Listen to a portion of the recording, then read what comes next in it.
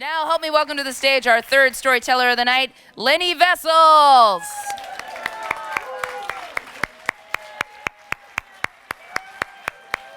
All right, Lynnie. Here we are, dear. Thank you. Hi. I grew up in a violent home in a constant state of fear. I went into my adult life woefully unprepared. I was a people pleaser. I was sickeningly sweet.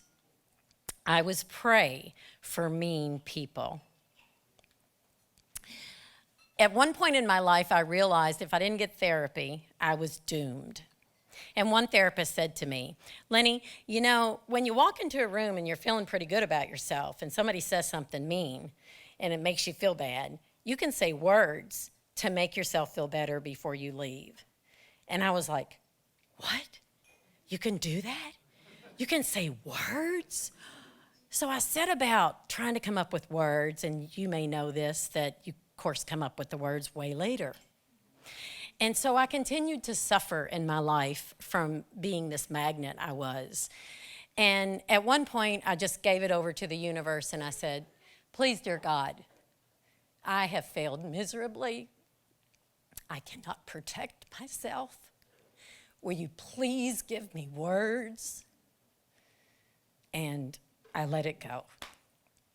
Little did I know the unleashing I did of some boulder from the sky that would come down and change my life. It was my first year of teaching. And one day with my colleagues, I said, you know, I don't really know how to deal with like negative people. And this one lady takes me aside and she says, negative kids, here's what you do. You put them in the back of the room and you don't look at them the rest of the year. Eye contact, never give it to them. And I was like, whew. And later in the marking period, she comes into my classroom and she says, all these people are just struggling. You don't have to do this. When the kids come in, instead of you writing everything down, you just call out their grades and let them write them down and take them home. I said, well, won't other people hear? And she says, oh, but they won't laugh, don't worry. And I said, but what about the kids that make like a D and an F? Won't they be humiliated? And she said, doesn't matter, it's easier for you. And I was like, oh. And then I had to go in and out of the teacher's lounge every day, and this woman sat there having cigarette breaks in between, and I had to use the restroom. And I did this every day, and one day I walked through, and she said, okay, everybody, stop talking. Lynnie's here. Everybody, don't say anything negative. Just be positive, because Lynnie is here. And I was like, ugh. So I stayed away from this person for the entire year until one day she put it in my face.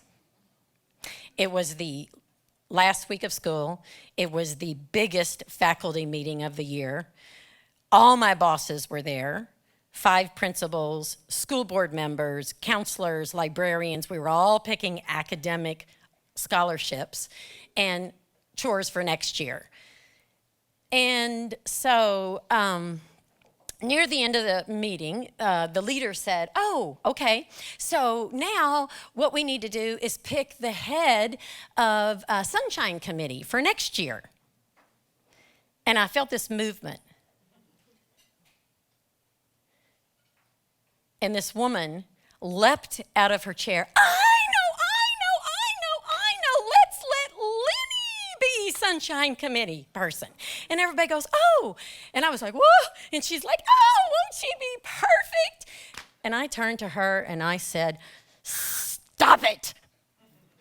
And she said, what? Oh my God, are you kidding? You will be perfect. You will be perfect. And I said, stop it. And she said, what? Oh my God, I can't believe it. Of course you'll be perfect. And I said, I do not accept. And she said, what? Of course you'll be perfect. And I said, I do not accept. And she whimpered back into her chair and flopped. And my burning, heated body turned forward.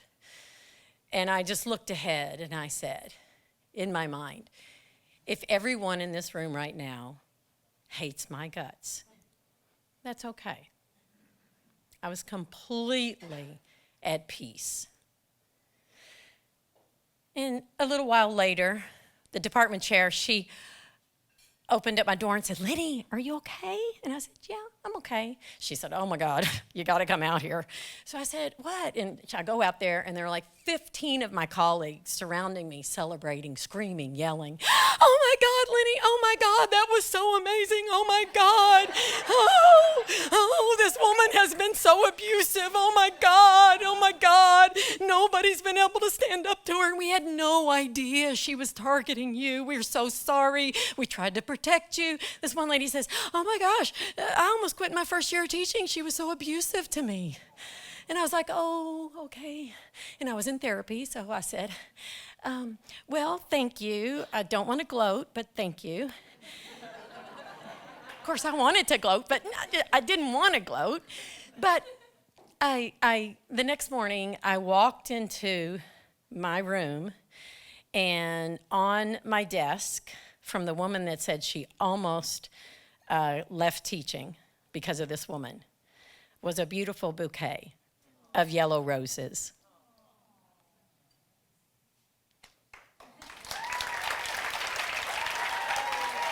Lynnie, will you pick the next storyteller? Thank you very much.